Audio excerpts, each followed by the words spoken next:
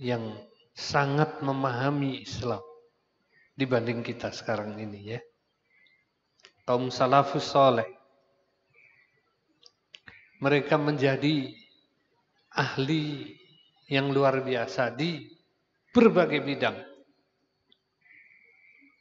Tengoklah ketika menjadi mufassir, ahli tafsir. Ibnu Abbas, mufassir Quran yang ditunjuk oleh Rasulullah, salah seorang mufassir Quran. Beliau sangat memahami sejarah. Untuk memahami sejarah harus mengenal banyak bahasa. Sejarahnya Yahudi, dia mengenal kisah-kisahnya Yahudi, mereka mengenal. Sehingga ngerti mana yang Israiliyat, mana yang bukan. Sejarah-sejarah yang ada dari masyarakat di sekelilingnya. Sehingga beliau bisa menafsiri banyak ayat Al-Quran dengan penafsiran yang jauh lebih tepat, mudah dipahami oleh masyarakat.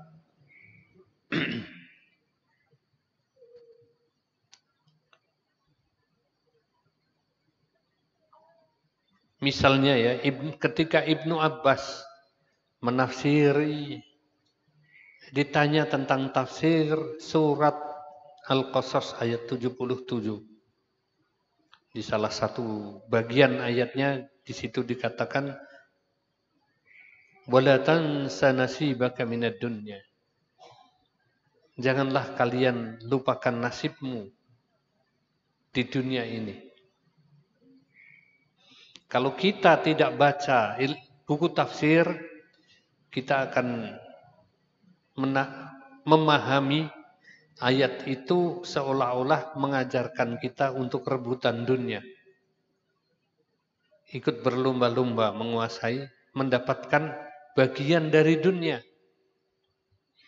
Ternyata tafsiran Ibnu Abbas yang lebih berkaitan dengan nilai-nilai Islam itu sendiri, beliau mengatakan, jangan kalian lupakan kewajiban kalian di dunia. Apa kewajiban kita? Amar ma'ruf nahi mungkar. Dengan apa? Ya dengan apa saja yang dianugerahkan Allah kepada kita. Yang mendapatkan ilmu, berjuang dengan ilmunya. Berjihad dengan ilmunya. Yang mendapatkan harta, gunakan hartanya untuk berjihad fisabilillah. Untuk mengajak orang menuju kebaikan, mencegah manusia dari keburukan. Ini misi Islam. Jadi apapun perintah Allah di dalam Al-Quran tidak akan lepas dari misi Islam. Sehingga apapun yang kita dapatkan dari Allah dalam kehidupan kita di muka bumi ini tidak bisa dilepaskan dari konteks kewajiban kita terhadap Allah Subhanahu wa taala. Kewajiban kita kepada agama kita. Dan karena itulah, untuk itulah kita mengenal betapa ribuan ulama sampai menghafal hadis yang jumlahnya lebih dari 1.000.000. Ada yang menghafal lebih dari 1.000.000 dengan sanadnya, matan dan sanadnya yang teruji, terlepas dari dhaif,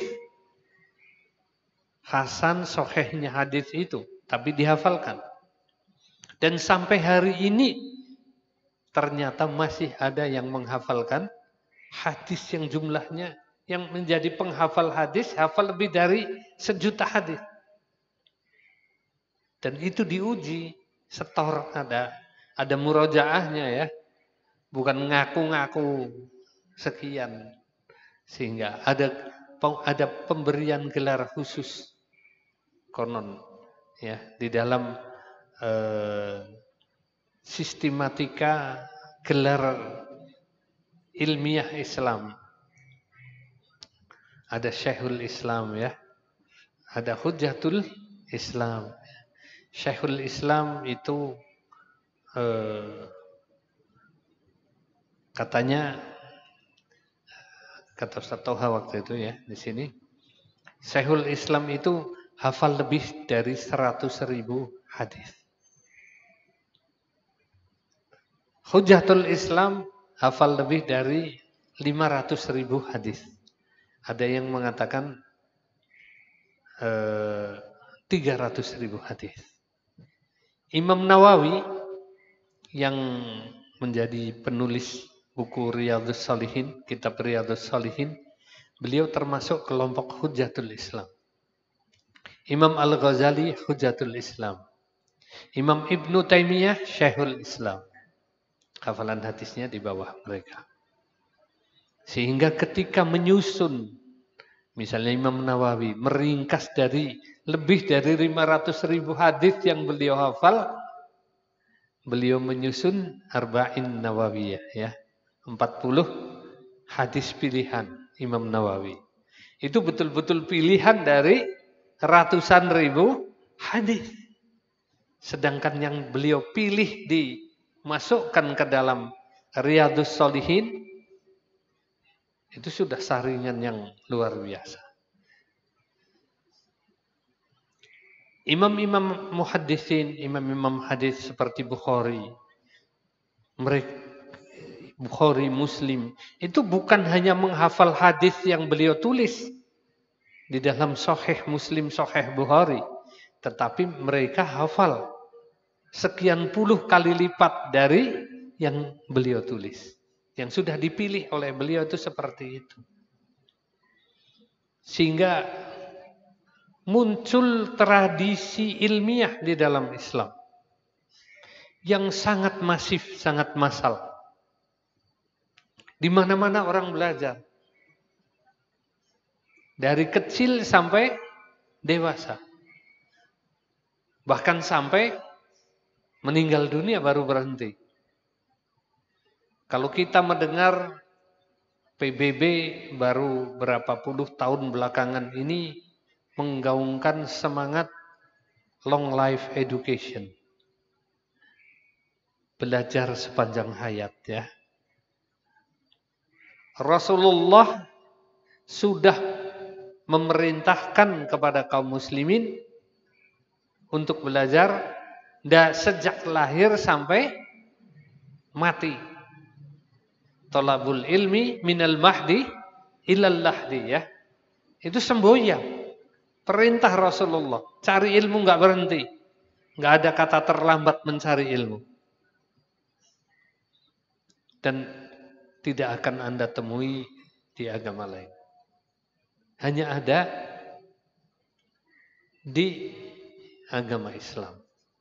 Sehingga sangat naif kalau seorang muslim bosan mencari ilmu. Sangat naif kalau ada seorang muslim berhenti mencari ilmu.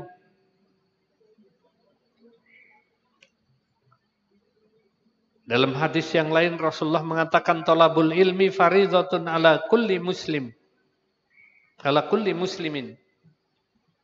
Ada yang nambahi wal muslimatun. Kalau sudah muslimin ya muslimah masuk seperti assalamualaikum. Itu untuk muslim dan muslimah semua. Untuk semua ya.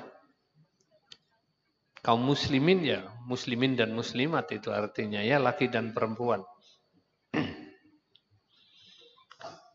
Jadi hanya Rasulullah saja yang memerintahkan, satu-satunya agama yang memerintahkan mencari ilmu menjadi kewajiban. Faridah. Faridah itu kan kewajiban ya. Wajib di atas wajib. Yang wajib di atas wajib. Kewajiban paling tinggi faridah, fardu. Jadi mana yang lebih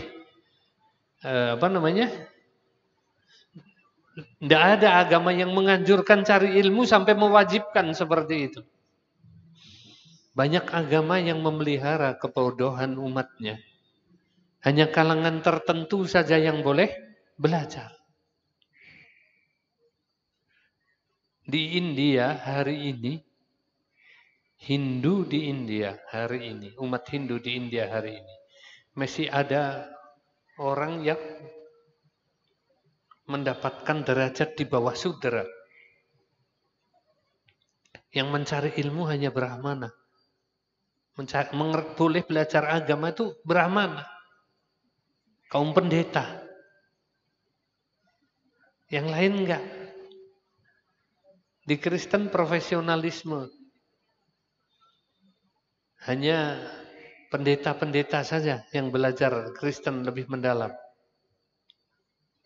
Kalau di Islam, faridotun ala kulli muslimin. Wajib bagi seluruh kaum muslimin. Mau Brahmana, mau Satria, mau apa aja ya. Gitu, yang kita tidak mengenal lah ya. Jadi apapun juga. Bukan hanya turunan kiai, gus-gus saja yang boleh cari ilmu. Dan bisa mendapatkan ilmu. Siapa saja bisa menjadi ilmuwan. Siapa saja bisa mengerti Islam lebih baik. Berapa banyak ulama-ulama besar yang latar belakangnya adalah anak yatim, orang miskin. Bukan anak ilmuwan besar, anak petani saja. Coba baca kisah hidup ulama-ulama besar kita ya. Banyak itu buku-bukunya. Ya. Karena semangatnya mencari ilmu. Kenapa? Karena mencari ilmu itu berpahala.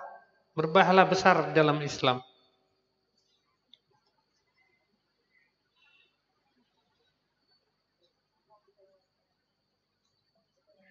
Ini dalam hadis riwayat mana nih ya?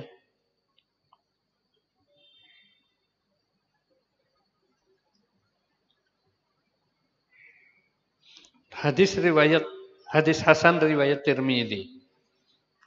Wan Abi Umamah radhiyallahu anhu anna Rasulullah sallallahu alaihi wasallam qala fadlul alimi 'alal 'abid kafadli 'ala adnakum. Kelebihan orang alim daripada ahli ibadah yang banyak tekun beribadah, dzikir, wirid, salat, ya maksudnya yang seperti itu. Bagaikan kelebihanku terhadap orang yang terendah di antara kalian. Bayangkan, seperti apa derajatnya Nabi dibanding orang yang terendah. Ini orang yang alim, hidupnya mencari ilmu dan mengembangkan ilmu, kemuliaannya seperti Nabi dibanding orang yang terendah di antara kalian, di antara kita. Betapa tingginya penghargaan Islam terhadap orang alim, terhadap pencari ilmu. Tsumma qala Rasulullah sallallahu alaihi wasallam, innallaha malaikatahu wa ahlas samawati wal ardi hatta namlata fi juhriha wa hatta al-huta la yusalluna ala muallimin nasil khair. Kemudian Rasulullah bersabda pula, sesungguhnya Allah dan malaikatnya, penduduk langit dan bumi, sampai pun semut di dalam lubangnya, serta ikan-ikan di lautan, membacakan istighfar, membacakan sholawat untuk orang yang mengajar manusia kebaikan. Bayangkan ya, ketika kita mengajarkan kebaikan, artinya kita punya ilmu tentang kebaikan. Kita ajarkan kepada orang, balighu anni walau ayah. Ya, kita sampaikan kepada orang, maka Allah, malaikat, penduduk langit dan bumi, semut-semut di dalam sarangnya, dan ikan-ikan di lautan la yusalluna ala muallimin nasal khair. Ala muallimin nasi khair. Akan membacakan doa kebaikan, mendoakan kebaikan. Solawat kan ya, bersolawat kepada orang yang mengajarkan kebaikan. Jadi Allah, malaikat, seluruh makhluk di langit dan di bumi, sampai semut-semut di sarangnya yang kita nggak tahu, ikan-ikan di lautan itu memintakan kebaikan, mendoakan kebaikan untuknya. Sehingga kalau kita punya banyak ilmu tentang kebaikan, berapa banyak solawat yang sampai kepada kita.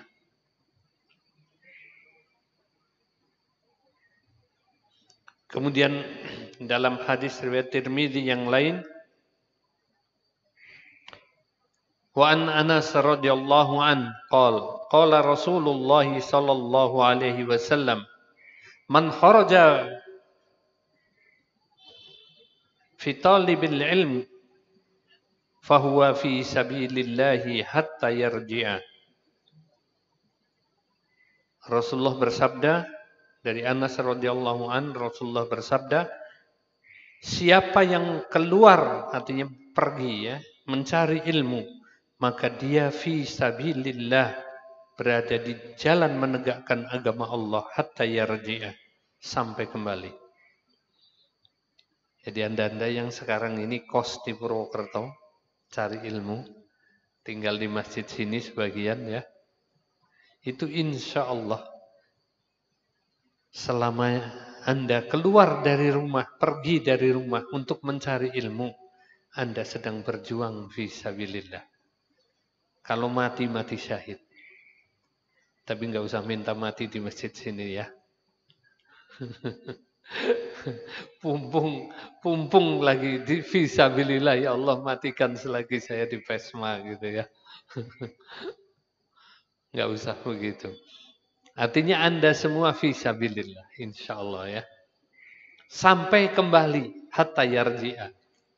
Agama mana yang mengajarkan seperti ini? Ya pantas. Dulu orang-orang Islam bersemangat pergi mencari ilmu.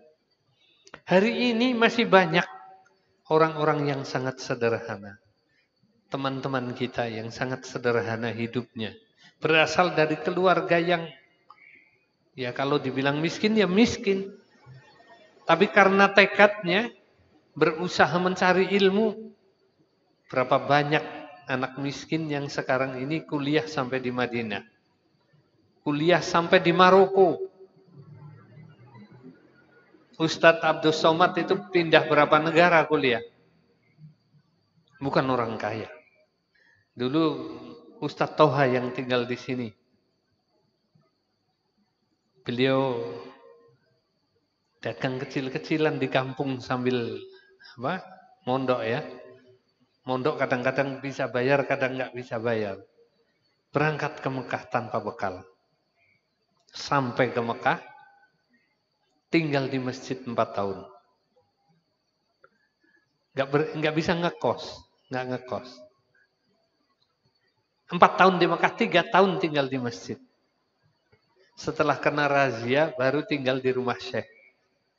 Karena muridnya ya, syekhnya ya, di rumah syekh, dilindungi oleh syekh. Dan 4 kali atau 6 kali kena razia, dibawa, tangkepin kantor polisi, mencari orang-orang yang tinggal di Saudi tanpa izin tinggal, tanpa iqamah, ya. Di sana namanya iqamah, tanpa iqamah. Jadi liar lah ya, imigran gelap.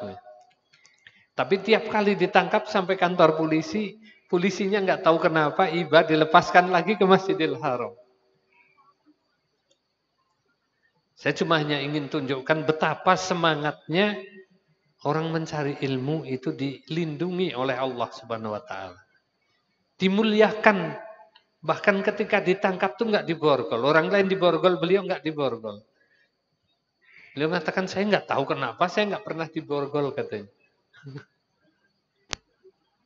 Ya karena dilindungi, pencari ilmu. Lain dengan orang yang pencari kerja ya. Ditangkap, dimasukin penjara untuk siap dideportasi.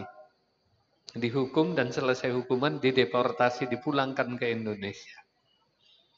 Ustadz Toha tidak pernah dipulangkan, kecuali ketika sudah waktunya pulang sendiri. Ustadz Sofwan, saya nggak cerita orang yang jauh-jauh dari sini ya. Berasal dari Majenang, Ustadz Toha dari Belora, Ustadz Sofwan dari Majenang. Berangkat, akhirnya beliau menjadi doktor. Di Sudan, sampai kuliah di Sudan. Kata beliau, Alhamdulillah, bekal saya cuma Quran.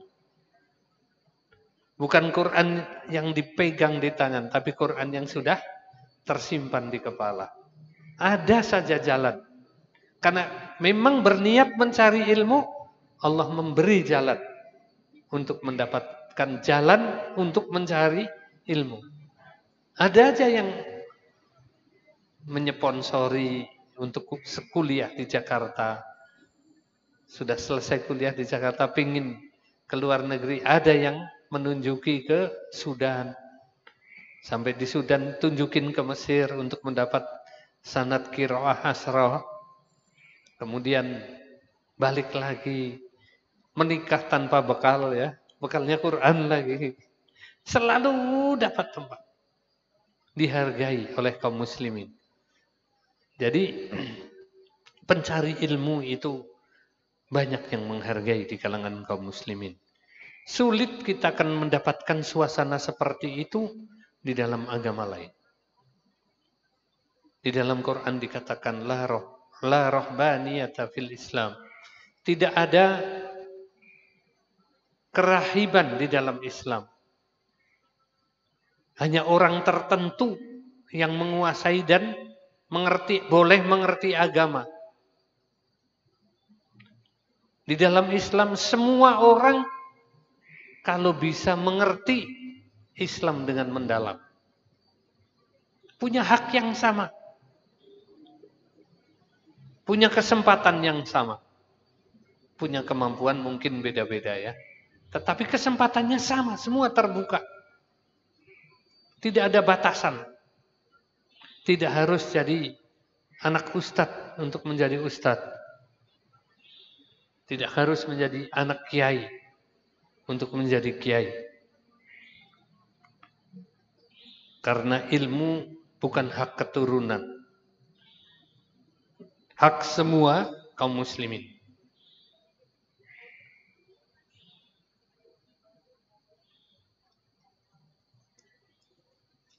Masyiral muslimin rahimakumullah.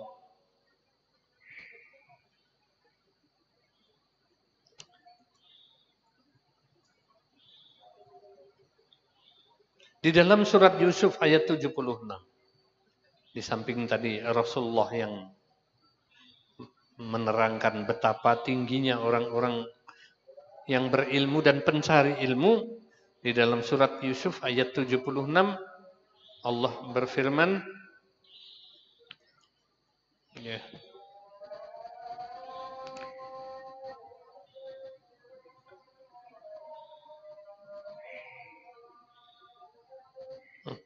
Surat Mujadalah, yarfa'illahu alladhina amanu minkum walladhina utul ilma darajat wallahu bima ta'maluna khabir.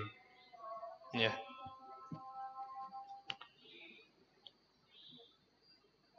Allah akan mengangkat derajat orang-orang yang beriman dari kamu dan orang-orang yang berilmu beberapa derajat. Artinya Allah menempatkan orang-orang yang berilmu dibanding orang biasa itu lebih tinggi derajatnya. Beberapa derajat. Allah mengetahui sedalam-dalamnya semua perbuatanmu.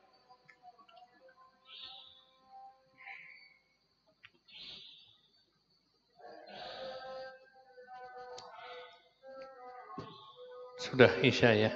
Silakan yang mau adzan dulu.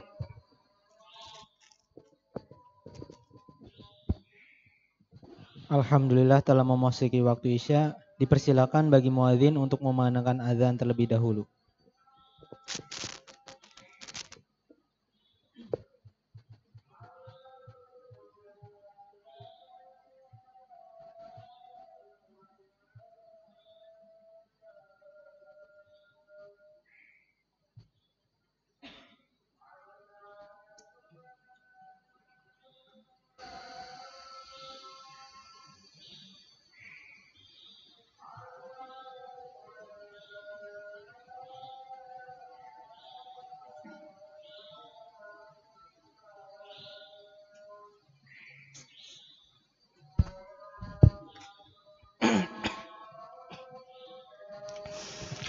Allahu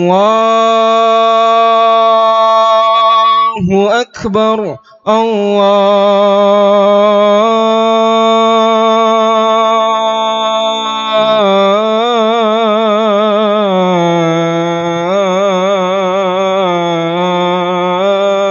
Allahu Akbar.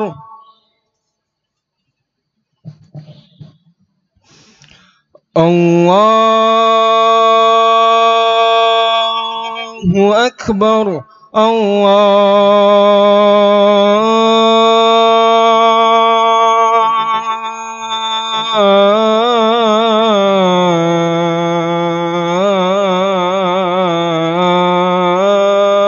Akbar.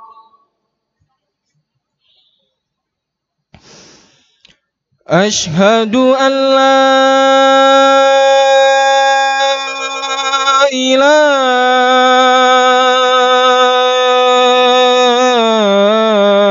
illallah.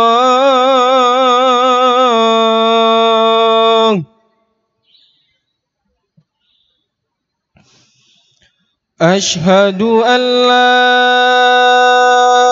ilaha illallah.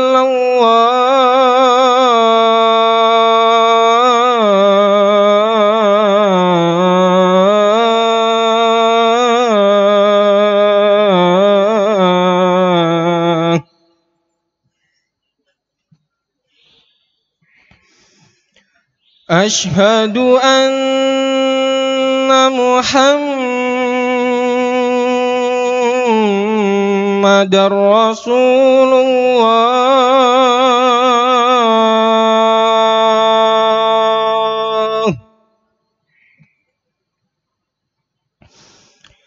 Ashhadu anna Muhammadar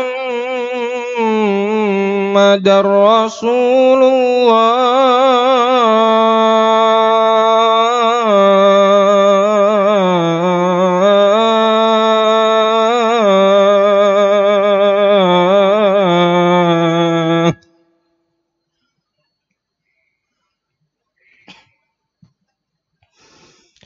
Hayya 'alas shalah.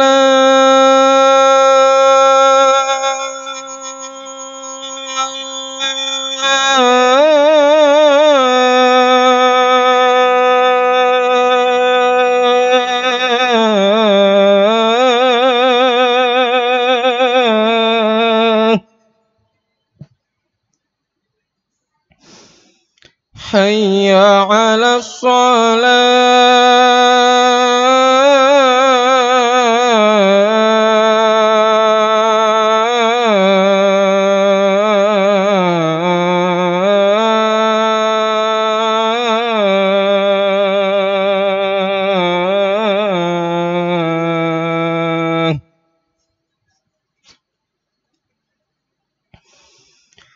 Hayya 'alal falah.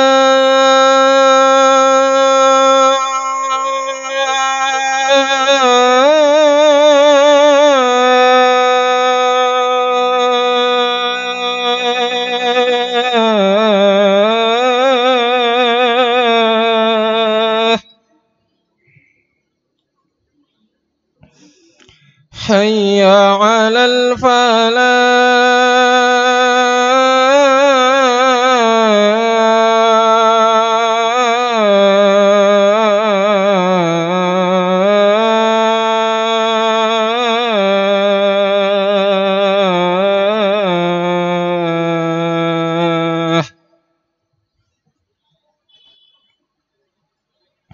Allahu Akbar. Allahu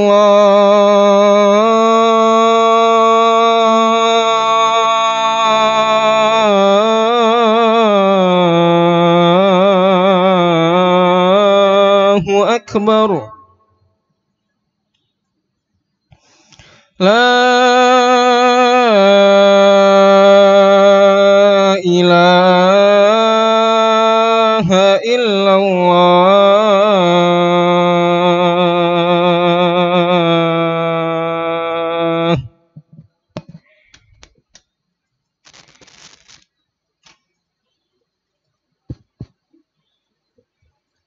Syukron kepada muadzin yang telah memandangkan azan.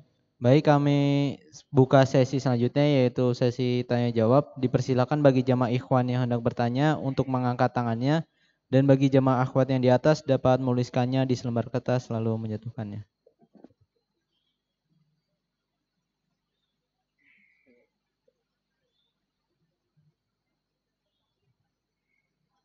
Afwan Ustaz, sepertinya belum ada yang bertanya, mungkin bisa dilanjutkan untuk materinya.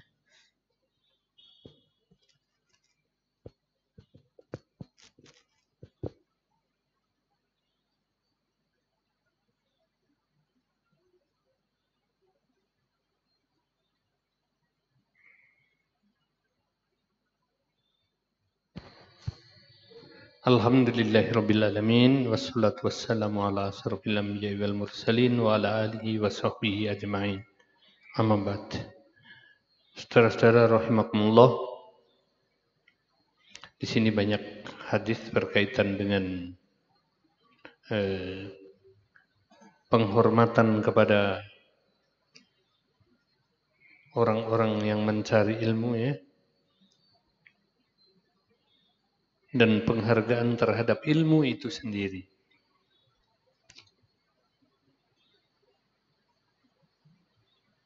Di dalam hadis riwayat Muslim,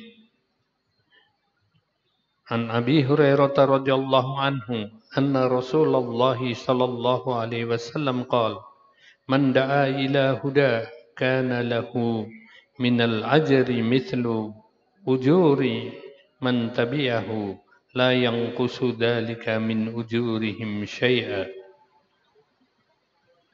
Barang siapa yang mengajak orang untuk mengikuti kebenaran Islam, mengikuti petunjuk Allah, ia mendapat pahala sebanyak pahala orang yang mengikutinya, tanpa mengurangi pahala pengikut-pengikut itu sedikit pun.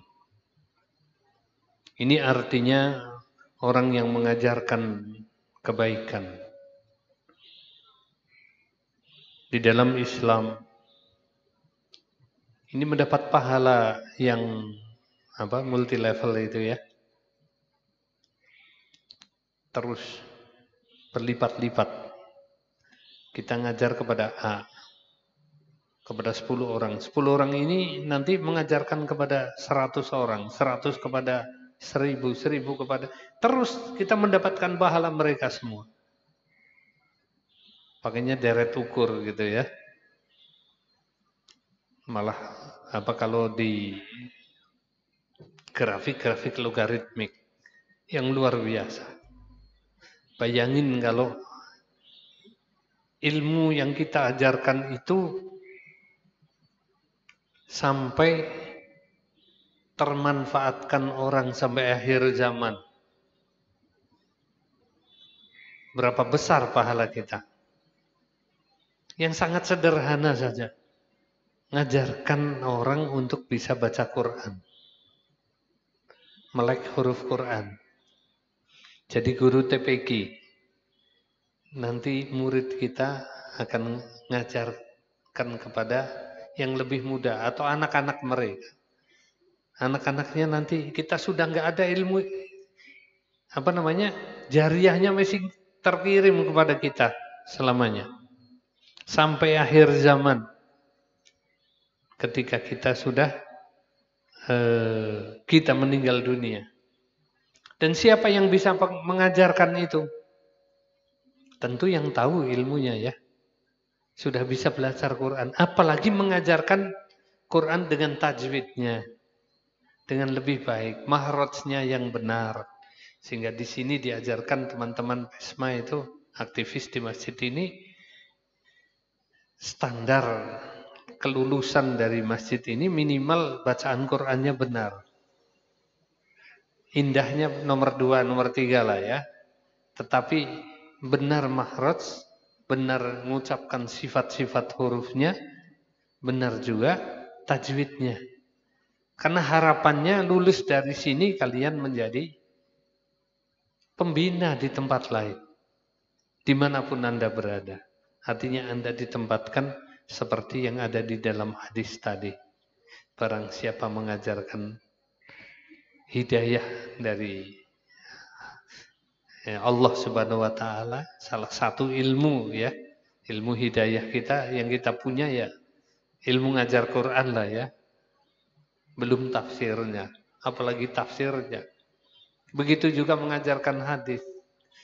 Tiap hari mendengarkan bacaan Riyadhus Shalihin, sampaikan dong kepada orang lain. Kalau bisa, supaya bisa menyampaikan dicatat.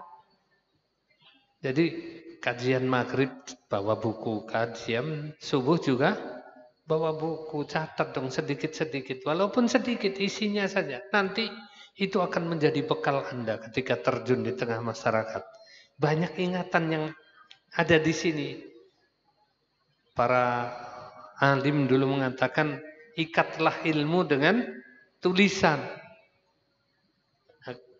Ketika kita mengingat hanya dengan ingatan saja, ya sebentar, nanti grafiknya berapa hari atau berapa bulan hilang. Tapi kalau kita tulis, suatu ketika kita buka, yang tadinya sudah menurun, ingatan kita naik lagi. Nanti dibuka lagi, kapan-kapan naik lagi. Sehingga salah satu metode menghafalkan Al-Quran adalah dengan menuliskan. Itu di Saudi, itu ada kebetulan keponakan-keponakan datang dari Saudi. Mereka kecil-kecil pada banyak hafalannya. Saya tanya bagaimana metodenya. Metodenya suruh menulis. Apa yang menjadi hafalan hari itu harus bisa menuliskannya dengan benar. Sehingga kalau yang hafal 30 juz sudah punya tulisan Al-Quran, tulisan tangannya sendiri 30 juz. Ya patut bisa memelihara gitu ya. Begitu juga yang hafal hadis. Mereka menghafal, menuliskannya juga. Sehingga ketika diuji tahun berikutnya masih tidak hilang satu huruf pun. Berapa tahun kemudian tidak hilang satu huruf pun. Baru nanti disebut muhaddits. Itu budaya menghargai orang berilmu, orang mencari ilmu, itu sangat dipelihara di dalam Islam. Karena memang sangat dihargai. Sehingga termasuk salah satu bagian penggunaan zakat adalah fisabilillah. Orang yang fisabilillah itu salah satunya adalah pencari ilmu. Thalabul ilmi, talib. Itu boleh diberi zakat. Beasiswa itu dari zakat boleh.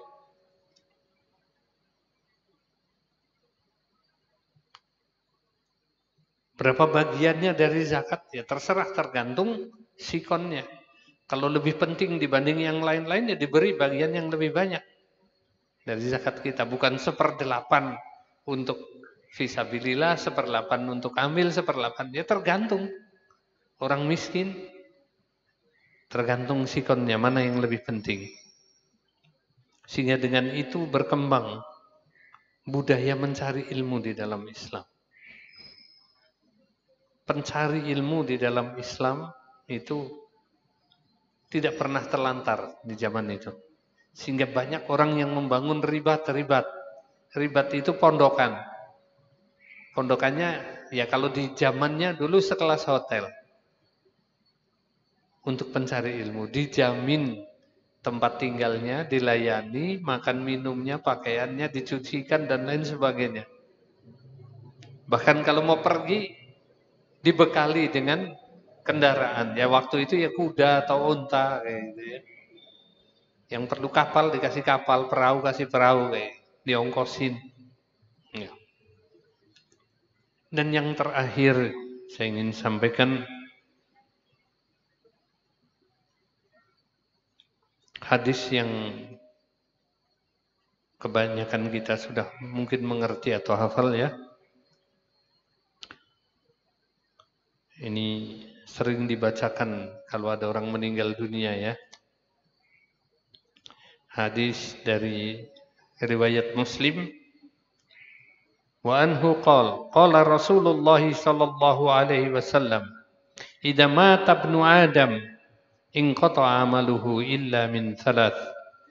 Shadaqatin jariyah aw ilmin yunfa'u bih aw waladin shalihin yad'u lah." Abu Hurairah berkata, Rasulullah SAW bersabda, jika mati seorang anak Adam, seorang manusia mati, maka terhentilah, putuslah amalnya. Tidak bisa beramal lagi. Illa min thalathin, kecuali dari 3 hal. Sedekah yang berjalan terus, atau ilmu yang bermanfaat yang diajarkannya, atau anak soleh yang berdoa untuknya. Dari 3 ini, ya, ini tentang inqata'a amaluhu dulu ya. Ketika seorang anak Adam meninggal, terputus amalnya. Artinya sudah tidak bisa memproduksi, menghasilkan amal soleh lagi. Tidak bisa menghasilkan pahala.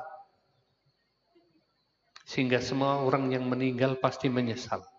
Kata Rasulullah. Nggak ada orang meninggal tidak menyesal. Yang mati syahid saja menyesal. Pengen dihidupkan lagi. Kata beliau, kata Rasulullah. Untuk apa? Untuk beramal lebih baik lagi. Apalagi yang amalnya buruk ya. Seperti apa nyesalnya? Yang mati syahid saja nyesal. Tapi tidak bisa, begitu mati, kita tidak bisa memproduksi amal lagi. Tidak bisa menghasilkan pahala lagi. Mencari pahala lagi. Kecuali 3 hal. Sedekah jariyah. Bersedekah dari harta kita. Ada yang sedekah, ada ya sedekah dari harta kita atau tenaga kita. Yang dari itu menghasilkan sesuatu, selama hal itu bermanfaat, mendatangkan pahala. Yang gampang misalnya wakaf masjid, ya, wakaf tanah untuk masjid. Selama masjid itu ada, dipakai ya, mengalir pahalanya. Tempat itu digunakan untuk kebaikan, datang pahalanya terus. Yang kedua, ilmu bermanfaat yang diajarkan pada orang lain. Tidak dibatasi di sini ilmu agama saja. Mengajarkan seseorang resep masakan yang baik, orang itu kemudian bisa hidup dengan itu. Mengajarkan cara berdagang, mengajarkan cara bekerja, mengajarkan apa saja. Pokoknya ilmu yang bermanfaat. Itu akan mengalir. Selama ilmu itu masih dipakai. Apalagi kalau si penerima ilmu ini mengajarkan lagi kepada orang lain. Man sanna fil islami sunnatan hasanatan falahu ajruhu wa ajru man amila biha. Barang siapa di dalam Islam mengajarkan suatu kebaikan, maka baginya pahala, dapat pahala ketika mengajarkan, ditambah pahala orang yang mengikutinya, tanpa sedikit pun mengurangi pahala orang yang mengikuti kita. Seberapa mereka mendapat pahala, kita mendapat segitu. Kalau itu diajarkan lagi ke orang di bawahnya lagi, terus itu ngalir terus ke kita. Walaupun kita sudah meninggal dunia.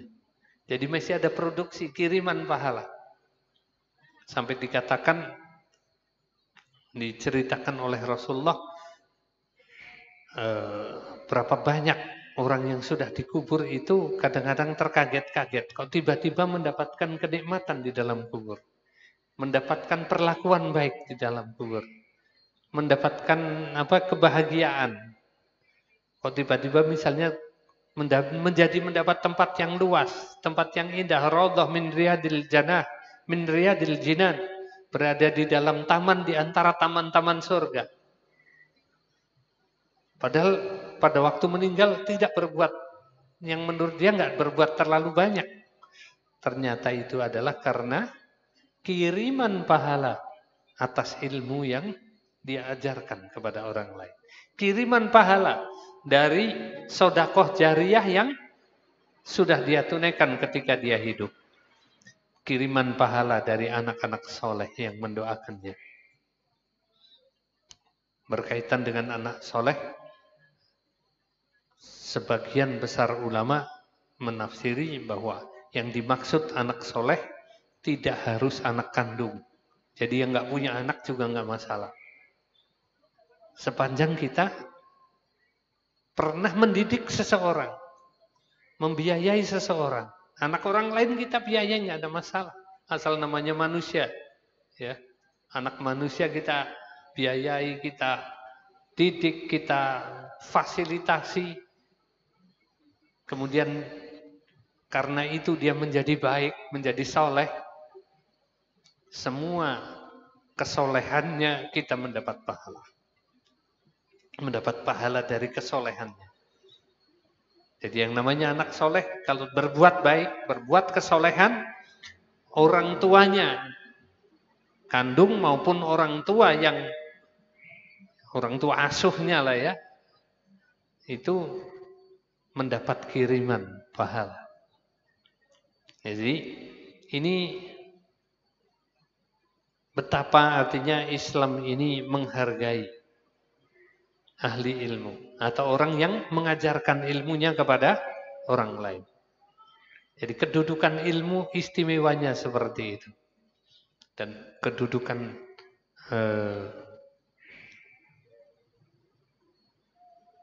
orang yang mempunyai ilmu begitu tingginya, begitu mulianya, dan begitu besar manfaatnya untuk kita sebagai bekal kita menghadap kepada Allah Subhanahu wa taala. Bermanfaat fid dunya wal akhirah. Masih banyak kisah tentang penghargaan Islam terhadap ilmu dan orang-orang yang berilmu serta manfaat ilmu. Insyaallah lain kali dilanjutkan kembali. Aqulu qouli hadza wa astaghfirullah li wa lakum. Assalamu alaikum warahmatullahi wabarakatuh. Waalaikumsalam warahmatullahi wabarakatuh. Syukron jazakallahu khairan.